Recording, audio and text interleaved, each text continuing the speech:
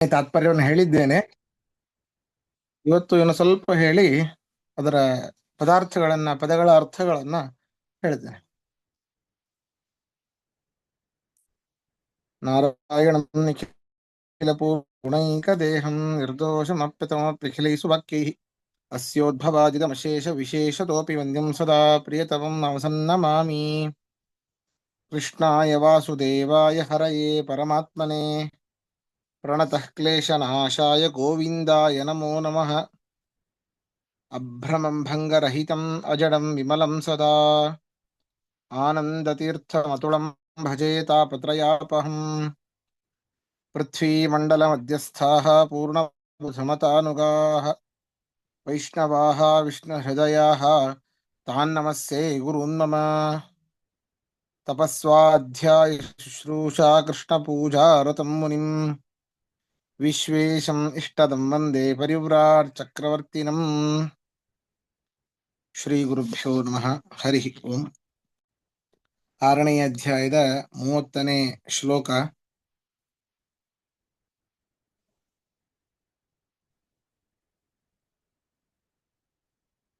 ಯೋ ಮಾಂ ಪಶ್ಯತಿ ಸರ್ವತ್ರ ಸರ್ವಂ ಚ ಮಯಿ ಪಶ್ಯತಿ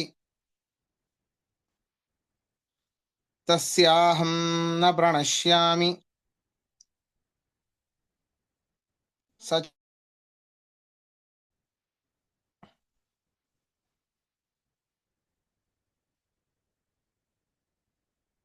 ಅನೇಕ ರೀತಿಯಾಗಿ ಧ್ಯಾನವನ್ನ ಮಾಡಬಹುದು.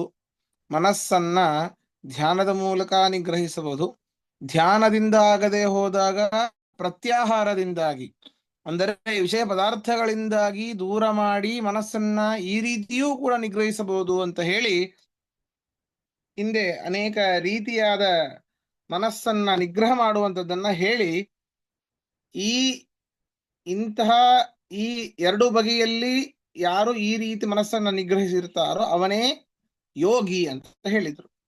ಈಗ ಹೇಳ್ತಾ ಇದ್ದಾನೆ ಕೃಷ್ಣ ಪರಮಾತ್ಮ ಧ್ಯಾನದ ವಿಶೇಷ ಫಲ ಏನು ಅಂತ ಈ ಶ್ಲೋಕದಲ್ಲಿ. ಈ ಧ್ಯಾನ ಯೋಗಿ ಇದ್ದಾನೆ, ಬರೀ ಮನಸ್ಸನ್ನ ನಿಗ್ರಹ ಮಾಡಿಬಿಟ್ರೆ ಸಾಲದು. ಮತ್ತೇನು ಅಂದ್ರೆ ಚತುರ್ಮುಖನಿಂದ ಶುರು ಮಾಡಿ ಸಕಲ ಜೀವರಲ್ಲಿಯೂ ನಾನೇ ಅಂತರ್ಯಾಮಿ ಆಗಿದ್ದೇನೆ ಅಂತ ಅವನು ತಿಳಿಬೇಕು. ಆ ಬ್ರಹ್ಮಾದಿ ಸಕಲ ಜಗತ್ತಲ್ಲೂ ನನ್ನನ್ನ ಕಾಣಬೇಕು. ಅಷ್ಟೇ ಅಲ್ಲ, ನನ್ನಲ್ಲೂ ಈ ಬ್ರಹ್ಮಾದಿ ಸಕಲ ಜಗತ್ತನ್ನ ಕಾಣಬೇಕು. ಎಲ್ಲರಲ್ಲೂ ನನ್ನನ್ನ ಕಾಣಬೇಕು, ಎಲ್ಲವನ್ನೂ ನನ್ನಲ್ಲಿ ಕಾಣಬೇಕು. ಈ ರೀತಿ ಯಾರು ಮಾಡ್ತಾನೋ ನಾನು ಅವನ ಯೋಗಕ್ಷೇಮವನ್ನು ನಾನೇ ನೋಡಿಕೊಳ್ತೇನೆ.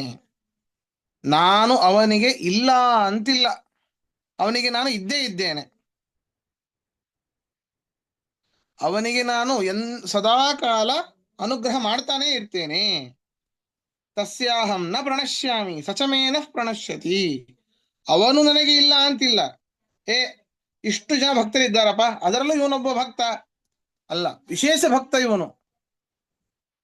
ಯಾಕೆ ಅಂದ್ರೆ ಅವನಿಗೆ ಇಷ್ಟು ಅನಂತ ದೇವತೆಗಳಿದ್ದರೂ ಕೂಡ ಅವನ ಪರಮಾತ್ಮನೊಬ್ಬನನ್ನೇ ಸರ್ವತ್ರ ಕಾಣುವುದರಿಂದ ಹೇಗೆ ಅವನಿಗೆ ಪರಮಾತ್ಮನೊಬ್ಬನೇ ಆಧಾರವೋ ಹಾಗೆ ಪರಮಾತ್ಮನಿಗೂ ಕೂಡ ಅನಂತ ಭಕ್ತರಿದ್ದರೂ ಕೂಡ ಈ ರೀತಿಯಾಗಿ ವಿಶ್ವತೋಮುಖವಾದ ಚಿಂತನೆ ಅನ್ನುವಂಥದ್ದು ಏನಿದೆ, ಇದರಿಂದಾಗಿ ಅವನು ನನಗೆ ಬಹಳ ಬೇಕಾದವನು ಅಂತ ಕೃಷ್ಣ ಹೇಳ್ತಾನೆ. ಅವನು ನನ್ನ ಅತ್ಯಂತ ಪ್ರಿಯ ಭಕ್ತನೇ ಆಗಿರ್ತಾನೆ ಅಂತ ಈ ಶ್ಲೋಕದ ತಾತ್ಪರ್ಯ. ನೋಡಿ, ಅರ್ಥ ನೋಡಿ. ಸರ್ವತ್ರ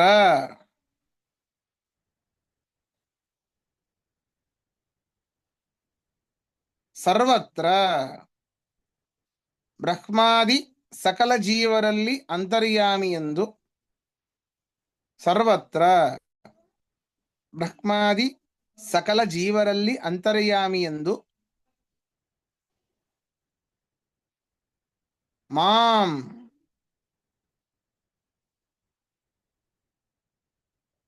ಮಾಂ ನನ್ನನ್ನು ಮಾಂ ನನ್ನನ್ನು ಧ್ಯಾನ ಯೋಗಿಯು ನೋಡುತ್ತಾನೋ, ಮಾಂ ನನ್ನನ್ನು ಧ್ಯಾನ ಯೋಗಿ ನೋಡುತ್ತಾನೋ,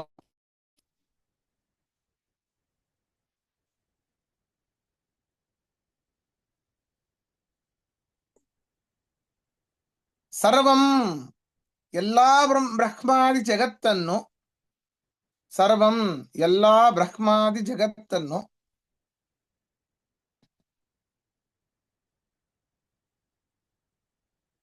ಮೈ ನನ್ನ ಅಧೀನ ಎಂದು ಕಾಣುತ್ತಾನೋ.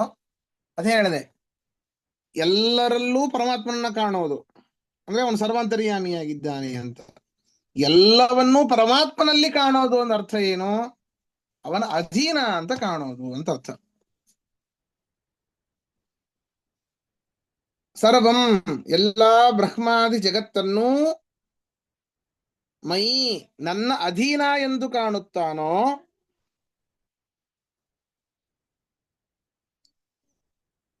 ತಸ್ಯಾಹಂ ತಸ್ಯಾಹಂ ನಾನೇ ಅವನ ಯೋಗಕ್ಷೇಮವನ್ನು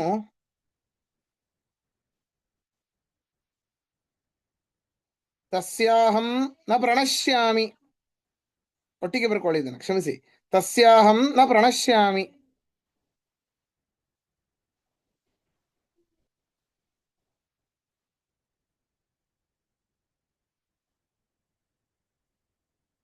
ನಾನೇ ಅವನ ಯೋಗಕ್ಷೇಮವನ್ನು ನೋಡಿಕೊಳ್ಳುತ್ತೇನೆ. ನಾನೇ ಅವನ ಯೋಗಕ್ಷೇಮವನ್ನು ನೋಡಿಕೊಳ್ಳುತ್ತೇನೆ.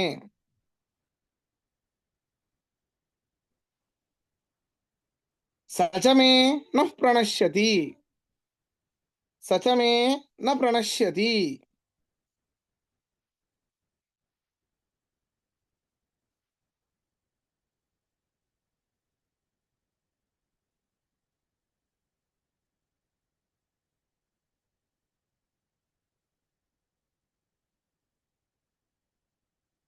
ಅವನು ಯಾವಾಗಲೂ ನನ್ನ ಭಕ್ತನೇ ಆಗಿರುತ್ತಾನೆ.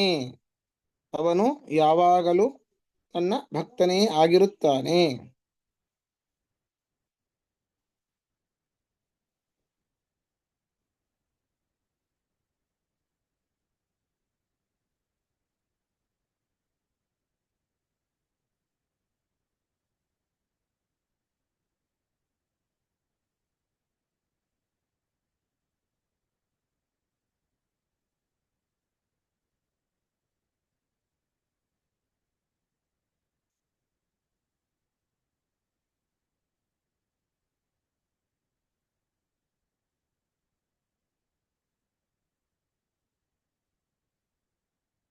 ಪ್ರಶ್ನೆ ಇದ್ರೆ ಕೇಳಿ.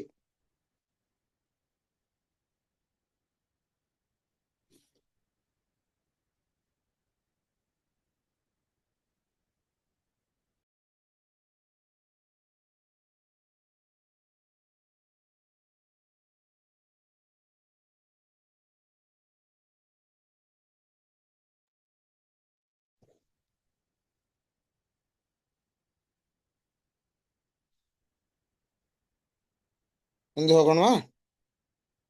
ಸರಿ. ಸರ್ವಭೂತ ಸ್ಥಿತಂ ಯೋ ಮಾಂ ಭಜತ್ಯೇಕತ್ವಮಾಸ್ಥಿತಃ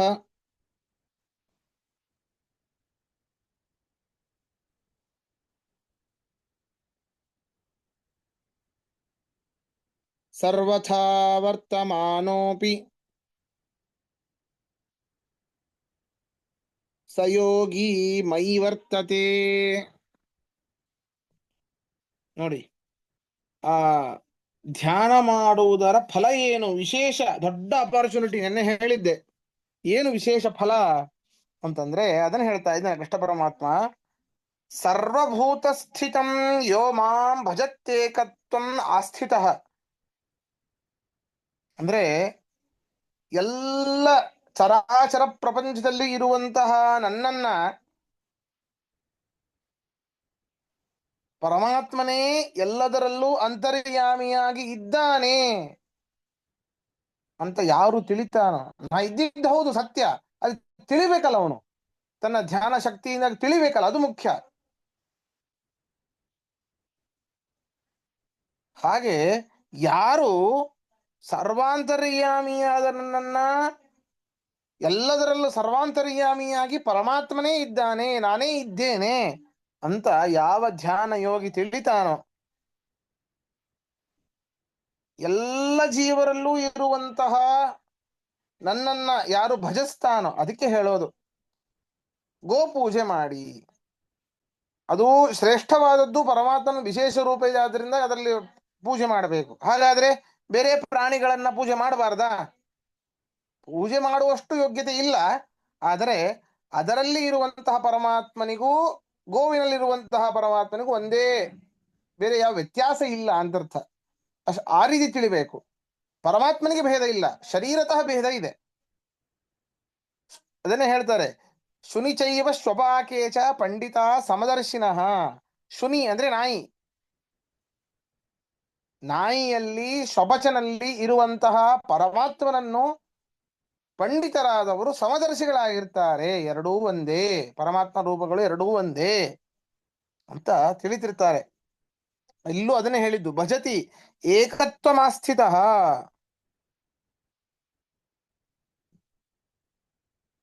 ಅಲ್ಲಿಯೂ ಪರಮಾತ್ಮನಿದ್ದಾನೆ, ಇಲ್ಲಿಯೂ ಪರಮಾತ್ಮನಿದ್ದಾನೆ. ಪರ್ವತದಲ್ಲಿ ಅಷ್ಟು ಗಟ್ಟಿ ಯಾಕೆ ಇದೆ ಪರ್ವತ ಅಂತಂದ್ರೆ, ಆ ಗಡಸುತನ ಬರಲಿಕ್ಕೆ ಪರಮಾತ್ಮ ಒಳಗಿದ್ದು ಅದಕ್ಕೆ ಅಂತಹ ಶಕ್ತಿಯನ್ನ ಕೊಟ್ಟಿದ್ದಾನೆ.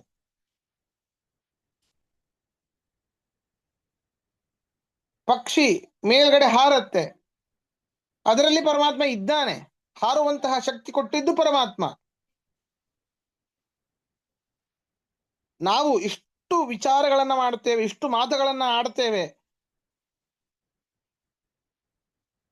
ಇಂತಹ ವಿಚಾರಧಾರೆಗಳನ್ನ ನಮ್ಮ ಈ ಒಂದು ಶರೀರದಲ್ಲಿ ನಿಂತು ಪರಮಾತ್ಮ ನಿಯಮನ ಮಾಡ್ತಾ ಇರ್ತಾನೆ.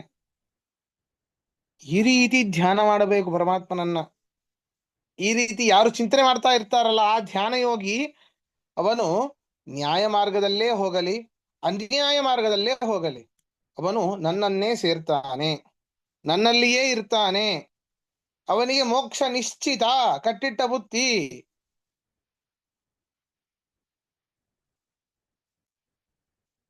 ಹಂಗೆ ಆದ್ದರಿಂದ ಈ ಸರ್ವತೋಮುಖವಾದ ಚಿಂತನೆ ಬಹಳ ಮುಖ್ಯ. ಮೊಟ್ಟ ಮೊದಲು ನಮ್ಮ ಮನಸ್ಸಿನ ನಿಯಂತ್ರಣ, ತದನಂತರ ಈ ಸರ್ವಾಂತರ್ಯಾಮಿತ್ವ ಪರಮಾತ್ಮನನ್ನು ತಿಳಿಯುವುದೇನಿದೆ, ಸರ್ವಾಂತರ್ಯಾಮಿ ಮುಖೇನ ಪರಮಾತ್ಮ ತಿಳಿಯೋದೇನು, ಅದು ಬಹಳ ಕಷ್ಟ. ಅದನ್ನ ಕೃಷ್ಣ ಪರಮಾತ್ಮ ಹೇಳ್ತಾ ಇದ್ದಾನೆ. ಈ ರೀತಿ ಯಾರು ತಿಳಿದಂತಹ ಧ್ಯಾನ ಯೋಗಿನಿದ್ದಾನೆ, ಅವನು ನ್ಯಾಯ ಮಾರ್ಗದಲ್ಲಿಯೇ ಹೋಗಲಿ, ಅನ್ಯಾಯ ಮಾರ್ಗದಲ್ಲಿಯೇ ಹೋಗಲಿ, ಅವನು ನನ್ನನ್ನೇ ಸೇರ್ತಾನೆ, ಅರ್ಥಾತ್ ಮೋಕ್ಷವನ್ನೇ ಹೊಂದುತ್ತಾನೆ ಅಂತ ಅರ್ಥ. ನೋಡಿ, ಯಹ ಅರ್ಥ ಹೇಳ್ತಾ ಇದ್ದೇನೆ. ಯಹ ಯಾವ ಧ್ಯಾನ ಯೋಗಿಯು, ಯಹ ಯಾವ ಧ್ಯಾನ ಯೋಗಿಯು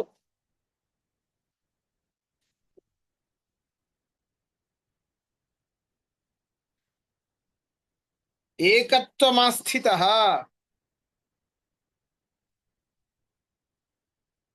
ಏಕತ್ವಮಾಸ್ಥಿತಃ, ಎಲ್ಲ ಕಡೆಯಲ್ಲೂ ಪರಮಾತ್ಮನೇ ಅಂತರ್ಯಾಮಿಯಾಗಿ ಇದ್ದಾನೆ ಎಂದು ತಿಳಿದು, ಎಲ್ಲಾ ಕಡೆಯಲ್ಲೂ ಎಲ್ಲಾ ಕಡೆಯಲ್ಲಿಯೂ ಪರಮಾತ್ಮನೇ ಅಂತರ್ಯಾಮಿಯಾಗಿ ಇದ್ದಾನೆ ಎಂದು ತಿಳಿದು, ಎಲ್ಲಾ ಕಡೆಯಲ್ಲೂ ಪರಮಾತ್ಮನೇ ಅಂತರ್ಯಾಮಿಯಾಗಿ ಇದ್ದಾನೆ ಎಂದು ತಿಳಿದು, ಸರ್ವಭೂತಸ್ಥಂ ಮಾಂ, ಸರ್ವಭೂತಸ್ಥಂ ಮಾಂ, ಎಲ್ಲ ಜೀವರ ಒಳಗೆ ಇರುವ ನನ್ನನ್ನು, ಎಲ್ಲ ಜೀವರ ಒಳಗೆ ಇರುವ ನನ್ನನ್ನು ಭಜತಿ ಸೇವಿಸುತ್ತಾನೋ, ಭಜತಿ ಸೇವಿಸುತ್ತಾನೋ,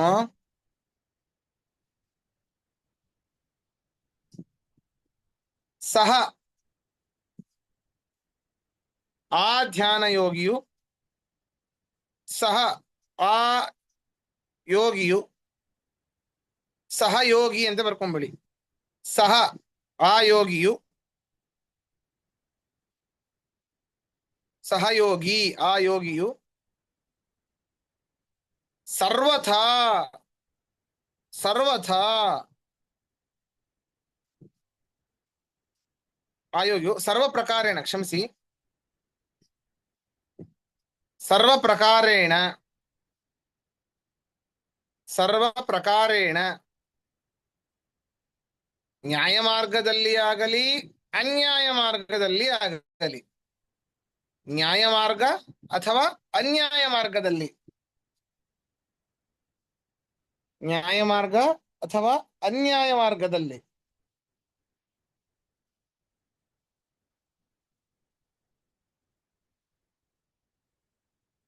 ವರ್ತಮಾನೋಪಿ ನಡೆಯುತ್ತಿದ್ದರೂ ವರ್ತಮಾನೋಪಿ ನಡೆಯುತ್ತಿದ್ದರೂ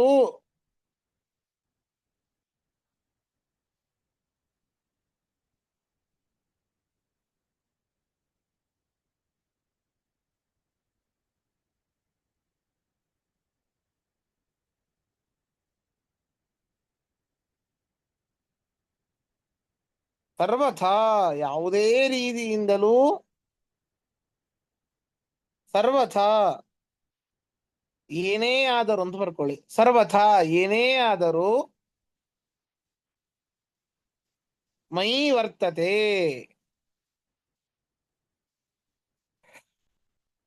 ನನ್ನಲ್ಲಿಯೇ ಇರುತ್ತಾನೆ, ಮೈ ವರ್ತತೆ ನನ್ನಲ್ಲಿಯೇ ಇರುತ್ತಾನೆ, ಅವನಿಗೆ ಮೋಕ್ಷ ನಿಶ್ಚಿತ ಅಂತ ಅರ್ಥ.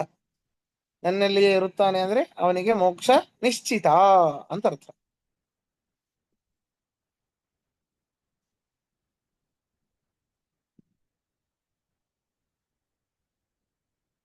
ಪ್ರಶ್ನೆ ಇದ್ರೆ ಕೇಳಿ.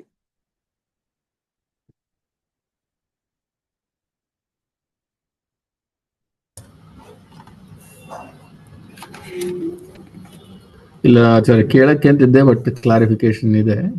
ನನ್ನಲ್ಲೇ ಇರ್ತಾನೆ ಅಂದ್ರೆ ಎಲ್ರೂ ಅವನಲ್ಲೇ ಇರ್ತಾನೆ ಅಂತ ಮುಂಚೆ ಹೇಳಿದಾನೆ, ಅದನ್ನ ಅರ್ಥ ಆಗಿದೆ.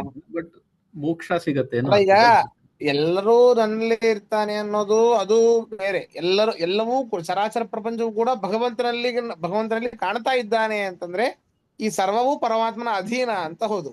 ಈಗ ಕೃಷ್ಣ ಪರಮಾತ್ಮ ಹೇಳ್ತಾ ಇರೋದು, ಈ ಧ್ಯಾನ ಯೋಗಿ ಈ ರೀತಿ ಒಂದು ಚಿಂತನೆಯಿಂದಾಗಿ ಅವನು ನ್ಯಾಯ ಮಾರ್ಗದಲ್ಲೇ ಇರ್ಲಿ ಅನ್ಯಾಯ ಮಾರ್ಗದಲ್ಲೇ ಇರ್ಲಿ ನನ್ನ ಒಂದು ಸ್ಥಾನವಾದ ಮೋಕ್ಷವನ್ನ ಸೇರ್ತಾನೆ. ಇನ್ನೊಂದು ವಿಶೇಷತೆ ಅಂದ್ರೆ ನಿಮ್ಗೊಂದು ಡೌಟ್ ಬರ್ಬೋದು, ಅನ್ಯಾಯ ಮಾರ್ಗದವನಿಗೂ ಮೋಕ್ಷವೇ ಅಂತ ಆದ್ರೆ ನ್ಯಾಯ ಮಾರ್ಗದವನಿಗೂ ಮೋಕ್ಷವೇ ಅಂತ ಆದ್ರೆ ನ್ಯಾಯ ಮಾರ್ಗದಲ್ಲಿ ನಡೆದವನಿಗೆ ಅನ್ಯಾಯ ಮಾಡ್ದಂಗೆ ಆಗ್ಲಿಲ್ವಾ? ನಿಜ. ಅವನಿಗೂ ಒಂದೇ ಇವನಿಗೂ ಒಂದೇ ಸ್ಥಾನ ಅಂತಂದ್ರೆ ಹೌದು, ಇಬ್ಬರಿಗೂ ಒಂದೇ ಸ್ಥಾನ. ಆದರೆ ಯಾವ ಧ್ಯಾನ ಯೋಗಿ ಅನ್ಯಾಯ ಮಾರ್ಗದಲ್ಲಿ ನಡೆದು ಮೋಕ್ಷಕ್ಕೆ ಹೋಗಿರ್ತಾನಲ್ಲ, ಅಲ್ಲಿ ಅವನ ಒಂದು ಆನಂದ ಹ್ರಾಸ ಆಗತ್ತೆ. ಅವನ ಒಂದು ಯೋಗ್ಯತೆಗೆ ತಕ್ಕ ಹಾಗೆ ಏನು ಅವನಿಗೆ ಸಿಗಬೇಕಾಗಿತ್ತೋ ಒಂದು ನಿಜವಾದ ಸ್ವರೂಪಾನಂದ ಏನಿದೆ ಅದು ಅವನಿಗೆ ಸಿಗೋದಿಲ್ಲ, ಕಡಿಮೆ ಆಗತ್ತೆ ಅನ್ಯಾಯ ಮಾರ್ಗದಲ್ಲಿ ನಡೆದು ಮೋಕ್ಷಕ್ಕೆ ಹೋದಂತಹ ಧ್ಯಾನ ಯೋಗಿಗೆ. ಆದರೆ ನ್ಯಾಯ ಮಾರ್ಗದಲ್ಲಿ ನಡೆದು ಮೋಕ್ಷಕ್ಕೆ ಹೋದಂತಹ ಧ್ಯಾನ ಯೋಗಿಗೆ ಅವನ ಸ್ವರೂಪಕ್ಕೆ ಅವನ ಯೋಗ್ಯತೆ ತಕ್ಕ ಹಾಗೇನೆ ಸಂಪೂರ್ಣವಾದ ಆನಂದ ಸಿಗುತ್ತೆ ಅವನಿಗೆ. ಫಲದಲ್ಲಿ ವ್ಯತ್ಯಾಸ ಉಂಟೇ ಉಂಟು. ಅಲ್ವಾ? ಏನು first prize, second prize, third prize, consolation prize. ಹೌದು, ನಮ್ದೆಲ್ಲ ಸಮಾಧಾನಕರ ಬಹುಮಾನವೂ ಇಲ್ಲ ನಮಗೆ. ಸಮಾಧಾನಕರ ಬಹುಮಾನ ತಗೊಂಡವ್ರು ನೋಡಿ ಸಮಾಧಾನ ಮಾಡ್ಕೊಳ್ಬೇಕಷ್ಟೇ ನಾವು. ಅದೇ 10ನೇ ಪ್ಲೇಸ್, 12ನೇ ಪ್ಲೇಸ್, 15ನೇ ಪ್ಲೇಸ್.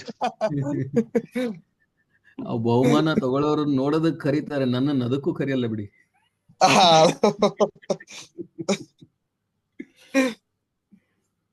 ಇಲ್ಲ, ಅದು ಹೇಳೋಣ ಅನ್ಕೊಂಡೆ. ಇದ್ರ ಜೊತೆಗೆ ಎಕ್ಸಾಂಪಲ್ಗಳು ಇಂತಿಂತವ್ರು ಹೀಗೆ ಮಾಡಿದ್ದಕ್ಕೆ ಇಲ್ಲಿ ಹೋದ್ರು ಅನ್ನೋದು ಕೊಟ್ಬಿಟ್ರೆ ತುಂಬಾ ಚೆನ್ನಾಗಿರುತ್ತೆ. ಹೌದೌದು.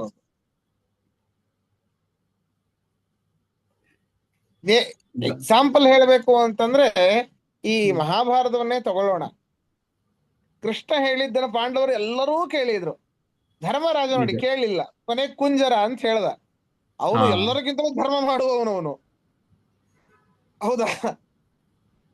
ಆದರೆ ಕೃಷ್ಣನ ಮಾತು ಕೇಳಿಲ್ಲ. ಹಾ ಅವನು ಸುಳ್ಳೇ ಹೇಳಿರ್ಲಿ, ಕೃಷ್ಣನಿಂದ ಬಂತು ಅಂತಾದ್ರೆ ಮುಗಿದು ಹೋಯ್ತು. ಅದೇ ಧರ್ಮ, ಅದೇ ಪರಮ ಧರ್ಮ.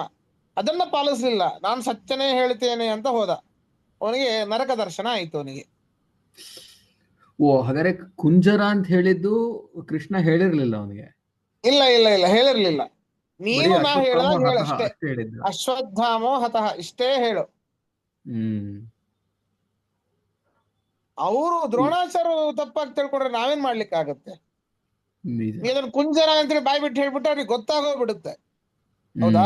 ಬೇಡ, ಮತ್ತೆ ಅವ್ರು ಯುದ್ಧವನ್ನ ಮಾಡ್ತಾನೆ ಇರ್ತಾರೆ. ನೀ ಅಶ್ವತ್ಥಾಮೋ ಹತಃ ಇಷ್ಟು ಹೇಳು ಸಾಕು. ನೋಡಿ ಆದ್ರೆ ಅವನು ಅವನು ಅಷ್ಟು ಹೇಳಿಲ್ಲ, ಮಾಡಿದ್ರು ನರಕ ಮನಸ್ಸು ದರ್ಶನ ಆಯ್ತು. ನಿಧಾನವಾಗಿ ಕುಂಜರ ಅಂತ ಹೇಳ್ದ, ನರಕ ದರ್ಶನ ಆಯ್ತು ಅವನಿಗೆ.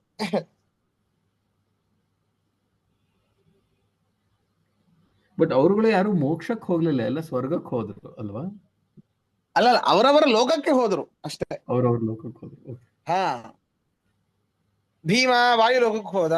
ದ್ರೌಪದಿ ಭಾರತೀ ದೇವಿಯ ಬಹಳವಾದ ಆವೇಶ ಇತ್ತು, ಅದರಿಂದಾಗಿ ಅವಳು ಕೂಡ ವಾಯುಲೋಕಕ್ಕೆ ಹೋದ್ಲು. ಓಹೋ. ಹೀಗೆ ಧರ್ಮರಾಜ ಹ್ಮ್. ಯಮಲೋಕಕ್ಕೆ ಹೋದ, ಇವರು ಅರ್ಜುನ ಸ್ವರ್ಗಕ್ಕೆ ಹೋದ, ಅಶ್ವಿನಿ ದೇವತೆಗಳು ಅವರು ತಮ್ಮ ಲೋಕಕ್ಕೆ ಹೋದ್ರು, ನಕುಲ ಸಹದೇವರು. ಹೀಗೆ ಹೀಗೆ ಓಕೆ. ಸರಿ, ಇನ್ನೊಂದು ಶ್ಲೋಕವನ್ನು ಮಾಡೋಣ. ಹಾ ಆತ್ಮೋಪಮ್ಯೇನ ಸರ್ವತ್ರ ಸಮಂ ಪಶ್ಯತಿ ಯೋರ್ಜುನ, ಸುಖಂ ವಾ ಯದಿ ವಾ ದುಃಖಂ ಸಯೋಗಿ ಪರಮೋ ಮತಃ. ನೋಡಪ್ಪ ಅರ್ಜುನ,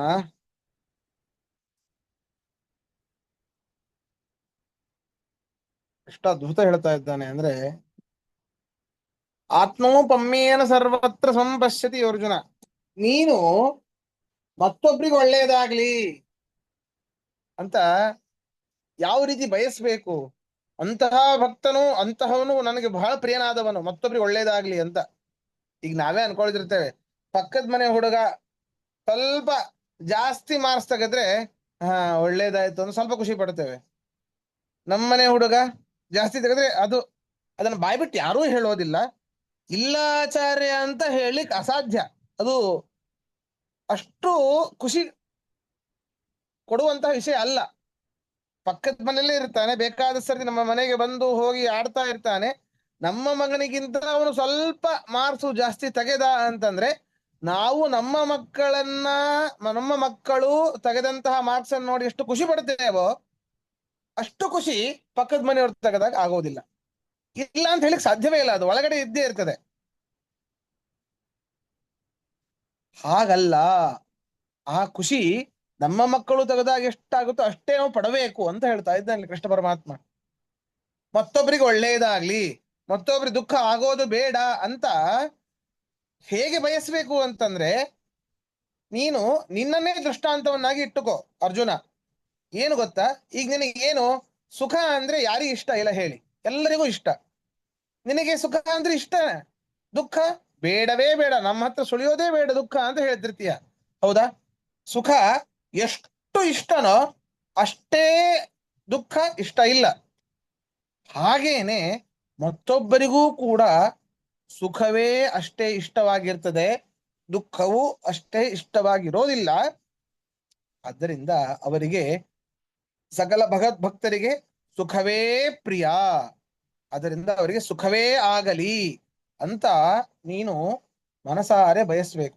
ನೀನು ನಿನ್ನ ಸುಖಕ್ಕಾಗಿ ಎಷ್ಟು ಹಂಬಲಿಸ್ತಾ ಇರ್ತೀಯೋ ಅಷ್ಟೇನೆ ಮತ್ತೊಬ್ಬರ ಭಗವದ್ಭಕ್ತರ ಸುಖ ಆಗಲಿ ಅಂತ ಬಯಸ್ಬೇಕು. ಬೇರೆ ಯಾರ ದೃಷ್ಟಾಂತವನ್ನಲ್ಲ, ನಿನ್ನನ್ನ ನೀನೇ ದೃಷ್ಟಾಂತವನ್ನಾಗಿ ಇಟ್ಟುಕೋ.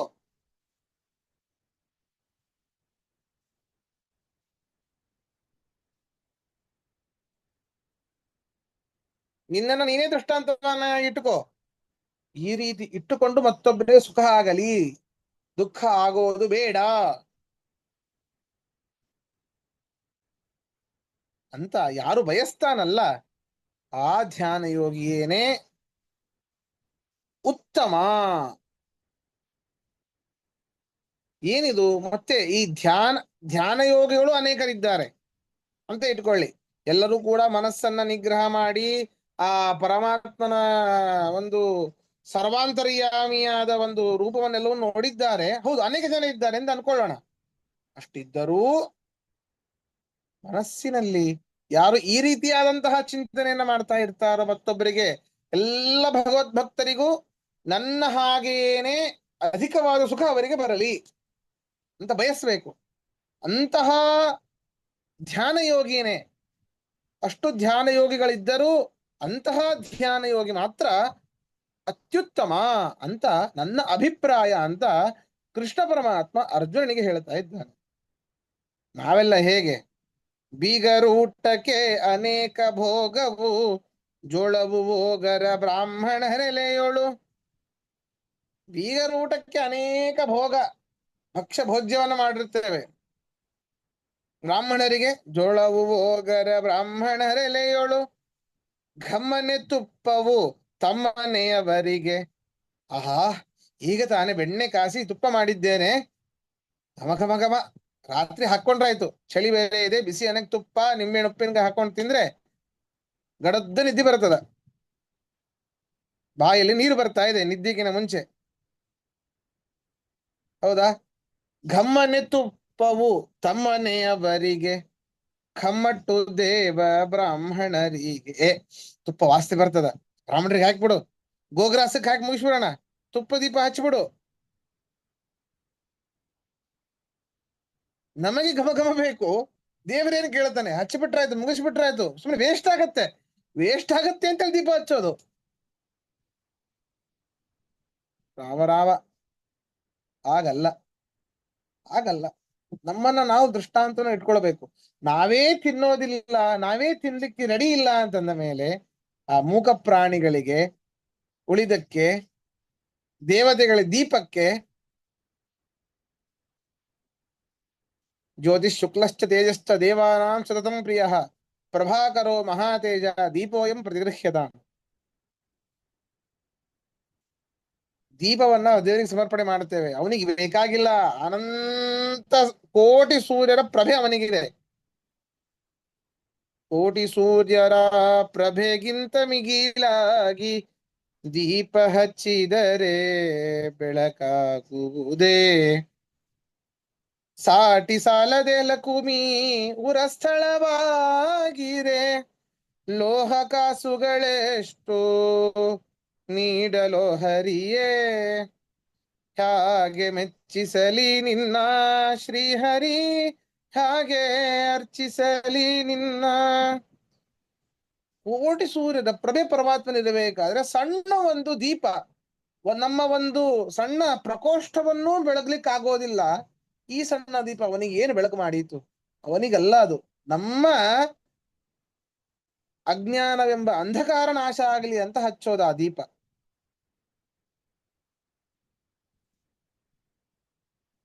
ಹಾಸಿಗೆಯನೆ ತಂದು ಹಾಸಬೇಕೆಂದರೆ ಶೇಷನ ಮೇಲೆ ನೀ ಮಲಗಿರುವಿ. ಬೀಸಣಿಕೆಯ ತಂದು ಬೀಸಬೇಕೆಂದರೆ, ಬೀಸಣಿಕೆಯ ತಂದು ಬೀಸಬೇಕೆಂದರೆ ಬೀಸುತಿಹನು ಗರುಡ ತನ್ನ ಪುಕ್ಕದಲ್ಲಿ. ಹಾಸಿಗೆ ತಂದು ಹಾಸೋಣ, ಶೇಷದೇವರಂತಹ ತಂಪಾದ ಹಾಸಿಗೆ ಎಲ್ಲಿದೆ? ಎಲ್ಲೂ ಸಿಗೋದಿಲ್ಲ. ಮೇಲ್ಗಡೆ ಮುಖದಿಂದ ತಂಪಾದ ಗಾಳಿಯನ್ನು ಬಿಡ್ತಾ ಇರ್ತಾರೆ, ಎಸಿ. ಹಾವಿನ ರಕ್ತವೇ ತಂಪು,